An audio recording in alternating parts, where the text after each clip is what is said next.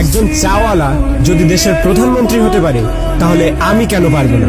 একটা ছেলে যে জঞ্জাল সাফ করার কাজ করত আর সে যদি বিশ্বের অন্যতম ক্রিকেটার হয়ে দেখাতে পারে তাহলে আমি কেন পারবো না? একটা মানুষ কোনো ডিগ্রি ছাড়াই শুধুমাত্র পেট্রোল পাম্পে কাজ করে ইন্ডিয়ার বেস্ট বিজনেসম্যান হতে পারে তাহলে আমি কেন পারবো না?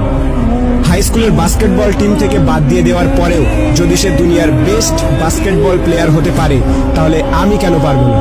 কিছু লোক কলেজ ড্রপ আউট করার পর নিজের কোম্পানিতেই কলেজের টপারদের হায়ার করতে পারে তাহলে আমি কেন পারবো না? এক ব্যক্তি যাকে নিউজ পেপার কোম্পানি চাকরি থেকে বাদ দিয়ে দেয় কারণ তার মধ্যে নাকি ক্রিয়েটিভিটি কম ছিল, আইডিয়া কম ছিল, সেই ব্যক্তি যদি পরে মিকি মাউসের মতো ক্যারেক্টার ক্রিয়েট করতে পারে তাহলে আমি কেন পারবো না? একটা মানুষ যার গার্লফ্রেন্ড তার সাথে ব্রেকআপ করে নেয় এবং তাকে সমস্ত সোশ্যাল সাইট থেকে ব্লক করে দেয়, কিন্তু সেই ব্যক্তি পরে দুনিয়ার সব থেকে বড় সোশ্যাল নেটওয়ার্কিং সাইট ফেসবুক বানিয়ে দিতে পারে তাহলে আমি কেন পারবো না? এক ব্যক্তি 999 বার ফেল হওয়ার পরেও হার না মেনে 1000 বারের মাথায় বাল্ব আবিষ্কার করতে পারে তাহলে আমি কেন পারবো না? দুবার বিজনেসে ফেল হওয়ার পরে ডিপ্রেশনে গিয়ে পরপর 8 বার ইলেকশনে হেরে গিয়ে 9 বারের মাথায় আমেরিকার প্রেসিডেন্ট হতে পারে তাহলে আমি কেন পারবো না?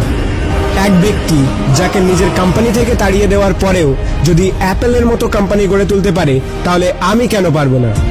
একটা মেয়ে যে 9 বছর বয়সে সেক্সুয়ালি অ্যাবিউজড হওয়ার পরেও 10 বছর বয়সে প্রেগনেন্ট হওয়ার পরেও লোকাল টিভি শো থেকে বের করে দেওয়ার পরেও অস্কার জিততে পারে এবং কোটি কোটি টাকা ইনকাম করতে পারে তাহলে আমি কেন পারবো না?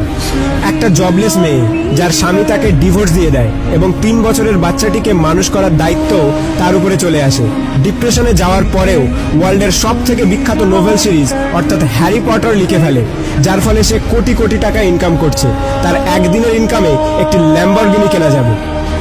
এক ব্যক্তি যার পুরো বডি প্যারালাইজড, চলাফেরা তো দূরের কথা, নিজের আঙুল পর্যন্ত নাড়াতে পারে না, সে যদি ওয়ার্ল্ডের one of the best scientist হতে পারে তাহলে আমি কেন পারবো না? তোমরা সব জিনিসই অ্যাচিভ করতে পারো যেটা তোমরা করতে চাও, যার স্বপ্ন তোমরা দেখো, শুধু তার জন্য একটা আগুন দরকার, একটা স্পার্ক দরকার। নাথিং ইজ ইম্পসিবল, আর এই স্পার্ক তোমাদের নিজেদের মধ্যে আছে। তুমি নিজেই দোষী তোমার ফেল হওয়ার জন্য।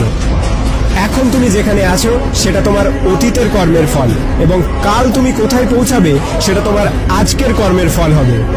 আমার তরফ থেকে সবাইকে অল দ্য বেস্ট। যদি ভিডিওটি ভালো লাগে তাহলে লাইক করো, শেয়ার করো, আর তোমার মতামত কমেন্ট করে জানাও। আর যদি প্রথমবার আমার ভয়েস শুনে থাকো তাহলে প্লিজ চ্যানেলটিকে সাবস্ক্রাইব করো আর পজিটিভিটি দিয়ে নিজেকে ঘিরে রাখো।